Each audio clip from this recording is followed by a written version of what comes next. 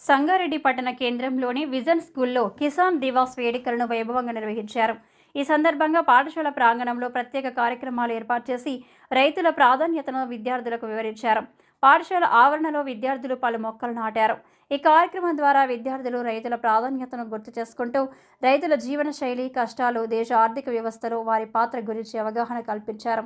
విద్యార్థులు రైతుల జీవన విధానం, వ్యవసాయం దేశాభివృద్ధిలో పోషిస్తున్న కీలక పాత్రపై ప్రసంగాలు చేశారు.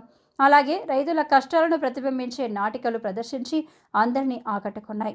ఈ కార్యక్రమానికి ముఖ్య అతిథిగా యువజన సంఘాల రాష్ట్ర అధ్యక్షులు కూన వేణు గోపాలకృష్ణ, ఇస్టర్ జూనియర్ కళాశాల ప్రిన్సిపాల్ డాక్టర్ రవికిరణ్ రెడ్డి హాజరయ్యారు.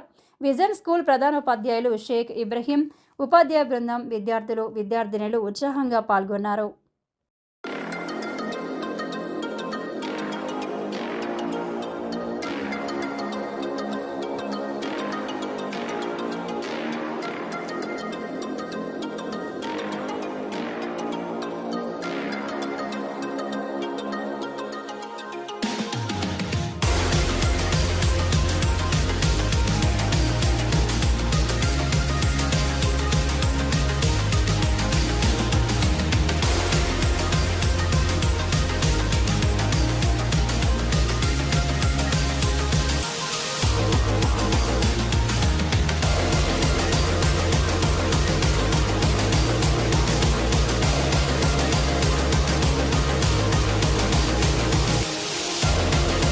స్కూల్ వాళ్ళు ఏర్పాటు చేయడం అనేది చాలా శుభసూచకమైనటువంటి విషయాన్ని కూడా తెలియజేసుకుంటా.